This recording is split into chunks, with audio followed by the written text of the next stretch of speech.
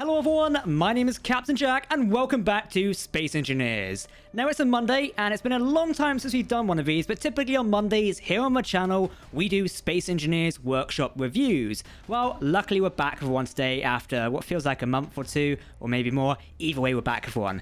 Anyway, as you can probably guess by the title and the intro of this video, we're talking about the Star Wars ARC-170. Now this is by Sauron and they've made a ton of fantastic Star Wars creations we've used a million times here on my channel, and maybe, just maybe if you're interested and let me know in the comments, we might use it soon for another Star Wars Space Engineers battle. That could be rather fun to pull off before the start of the new Space Engineers series in July. Do let me know what you think, but today we're going to check out the ARC-170, see what fantastic things Sauron has designed for it, and just generally see how it handles inside the Space Engineers universe. Okay, let's dive in and check out all the cool features. So right off the bat, we can see this is designed as sort of a shadows of icons in a way. Very much Imperial, less Republic. Obviously, the ARC-170 was introduced in the Clone Wars. They sort of replaced the Z-95 Headhunters, which in turn replaced the V-19 Torrent Fighters. We also had the V-Wings flying around as well. The ARC-170 is sort of a space superiority fighter. They were replaced by more cheap TIE series eventually. But the ARC-170 is still a very favourite fighter of many. I remember this appearing in Episode 3 of Star Wars, and boy, it was fantastic. You can certainly see how other fighters evolved out of it as well. Now, also got the folding wings up here, sort of one's below it and below it there. We've got a back cockpit for another gunner, got a front one here for the pilot and the co-pilot as well. So I think on the actual model you had two cockpits here, and then you got a gunner one on the back as well. So usually like 3 clones per this vehicle, or 3 clone pilot should I say, and it was very cool. I know some ARC-170s had decals, sort of like custom head art, with like raptor wings on them, or teeth in a way, as what the monster was. I'll stick some images on screen now, if I do remember it. We've also got the sort of blades up here as well, the intake engines, the big engines on the side here, right here. I think many of us probably have a Lego set to this ARC-170, and it was super cool. To be fair, before we do like get into it and take a look around, let's see what amazing detail Sauron has put on it. We also have the O2 tanks, or hydrogen tanks should I say, displayed up here. Now also these do fit in to work with the ship itself. However, they are on clear display here as well. Bit of a tactical weakness, as if you shoot this in PvP, it is going to get taken out and blown up rather easily. Then again, this is also made for stylish looks rather than just PvP at the heart of it. We do have our laser guns up here as well, or just turbo lasers in general. I think it's laser cannons. Now this ship does require one mod, and as the updated 2020 Star Wars weapons mod, it is linked on the Steam Workshop, so do make sure to go and download it in order to get the full effect of this vehicle if you are playing with it. I'm not sure if it's on Mod.io. If it is, I will link it down below in the video description as per usual. If not, it might not be on it just yet, because I'm not sure if this weapon pack is. Either way, the weapons are clearly displayed here. They're linked up using conveyor and cargo tubes, etc. Cargo containers there and conveyor tubes. Linked into the wingtips, so it's very nicely spread out. Again, we do have a back turret here as well, along with thruster. Atmospheric engines are loaded into this. Whether that means it can go to atmosphere, I'm unsure of. But given the amount of hydrogen, I'm not sure if it can do.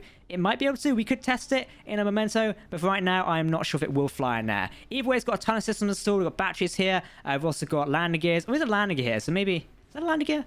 No, it looks like one. What's that? Oh, it's a program block upside down. Okay, I thought it was a landing gear for a second. Antenna share under the cockpit, more batteries, etc. We've got a ton of internal systems. There's not really much to talk about on the external part of this, apart from vents and sort of how the decals are. The color scheme is very Imperial, and grey and white, so there's not really much to stand out on. What we're going to do is quickly hop in and see if we're activating some stuff. Let's go in here. Hop in. Right, we should be able to like flick up the wingtips here. So if I go to here and take a better look at it, let's see what we can do. So we should have this one. There we go. So we unlock it and then lock it again. Cool, we now got our wingtips open, which look very nice. We take a bit of a closer look. These open here is sort of like setting S-foils in attack position. Very much a precursor to the X-Wing here. We've got these S-foils. What these actually did on the ARC-170, I don't know. If anybody in the comments does know what these wing things do, please let me know. I have absolutely no clue. Apart from making it look rather stylish. I mean, it works. It does look rather stylish. Just not quite sure what it does in a way. Either way, it's really cool. We've got a ton of other systems as well. Nothing other much. We've got lasers. Can we fire these? Oh, we can. Oh, dear. Well, they work. We have this blast away through the ship. Let's see if we can fly out here. I'm just trying to go out without hitting a wing. Right, what we'll do is we'll exit ourselves out of the hangar, and we'll go take this thing on a test flight and see if we can pull off. I was so concerned I was going to clip the wing there for a second. And boom, the ARC-170 is deployed. Now, traditionally on a Venator Star Destroyer, these things would come at the main hangar bay and deploy from there. Obviously on a smaller one here, a bit harder to do. Either way, this ship does handle rather well. You can see we're flying around right now with Venator fleet. In a multiplayer battle, this would be really cool to test it out. And maybe, just maybe, we might be able to test it soon. Now, it handles okay. The speed does take a while to build up and handle it overall.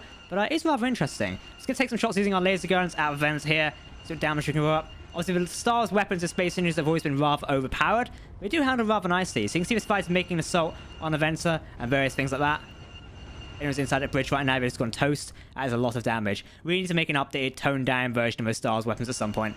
Because man, do they rip through things like that. Especially if there's shields as well. It just rips through any ship. But either way, could you use this fighter in a Space Engineers PvP dogfight? I'm going to say yes. It's rather sluggish, and if you want to upgrade it, you probably could use other mods like Repulsor mod to get a bit more speed out of it and make it operate like an actual Star Wars ship.